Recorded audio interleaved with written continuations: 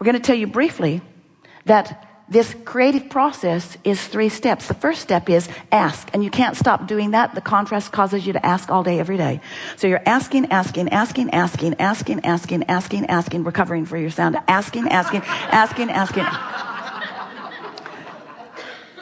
And in that asking, you are doing step 1 again and again and again and again and again and again and again. Law of attraction and your inner being, that which man wants to call God, that which is source energy, is there with what you've asked for, experiencing that highest frequency that you have discovered, the frequency of love and appreciation, the frequency of expansion. So here is this vortex version of you. So step 1, step 2 happened without you even really knowing that it happened. It was just a consequence of being focused out here on the leading edge of creation. But step 3 is really the step that we want you to focus upon all day, every day.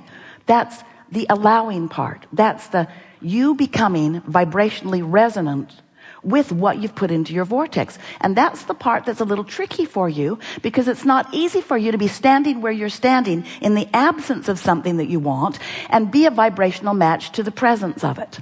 And the reason for that is because you've become so enamored with physicality that you sort of want to see it and then believe it. And we want you to believe it so that you can see it. We want you to understand that when you are able to feel yourself by caring about how you feel to the resonance of what you've put into the vortex, that when you practice that for a little while until you know it, until you own it, until you are it, that then this wonderful thing happens.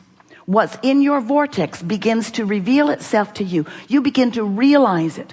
Thoughts begin to occur to you. Impulses begin to occur to you. Your timing is good. You rendezvous with people, places, things, events. All kinds of things start happening. There's a synchronicity, a cooperation. Now, the cooperation has already been there, but in your caring about how you feel and reaching for the highest resonance of who you are, you become a cooperative component too. And when that happens, the manifestation becomes obvious for you and everyone around you to see. Until then, you got to be happy with feeling it before you see it. And we know that's a big step, because there are a lot of things that you can look at that make you feel really good. And there are a lot of things that you can look at that cause you to not feel so good. So we're asking 2 things of you. We're asking you to be more selective in what you look at, but we're going to be light about that, because we know about momentum.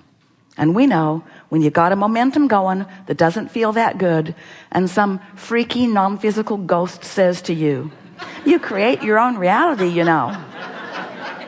And you ought to kind of try to find a thought that feels better. You just want to punch our lights out, because there's a momentum that often, always holds you where you are. Our favorite story to help you let yourselves off the hook relative to this subject is, sometimes what you say to us sounds just like this. Abraham, I've fallen out of an airplane and I don't have a parachute. Do you have any suggestions for me? And we say, just one. Hang on, it'll be over in a little bit. Because it's hard to reverse that kind of momentum. And so sometimes there's a momentum going. Something happened, you focused on it, you talked to somebody else about it, you got that momentum going, you crossed the 68-second mark about 1,000 times in the last 1,000 minutes or so. In other words, you've got the momentum going, and then you say, oh wait, I'm supposed to think positive thoughts so that I can feel more positive.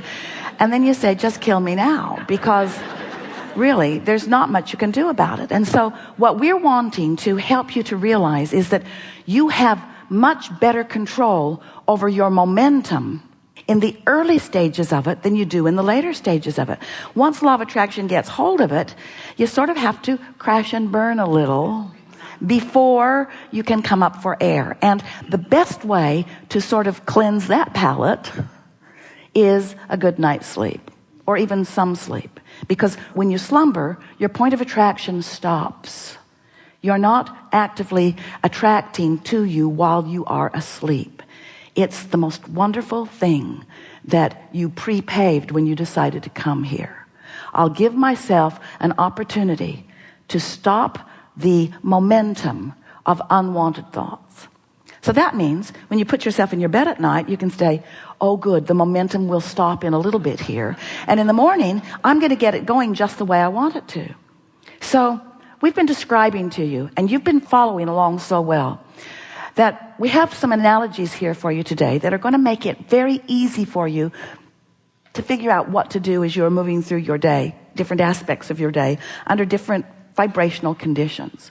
We want you to realize that while you have created this vortex version of you, this vibrational version of you, that it is a reality that until it manifests, you're not that excited about calling it a reality, but we are, and you don't need to worry about it. It exists even in your ignorance of it. So if we can convince you that it exists, if you can just sort of take that on conceptual faith, you haven't proven it to yourself yet, but you understand the laws of the universe. The laws have shown themselves to you in enough ways that this is logical to you. If we can convince you that there is this vibrational version, then the only thing that you are wanting to be aware of is what is your right now, because of what you're thinking and speaking, because of what you're saying, whether you're remembering it from the past or focusing on it in the present or anticipating it into the future, whatever you're doing with your mind right now is causing you to choose some relationship with some vibrational versions that you've set into motion. So we began describing to you that while this vortex is there, and we said to you, get in the vortex, become a vibrational match with your vortex. Now we are saying to you the same thing in a little bit different way. Understand what your point of attraction is, which is the same thing as saying, understand what the vibrational frequency is that you're offering, which is the same thing as pay attention to how you feel right now.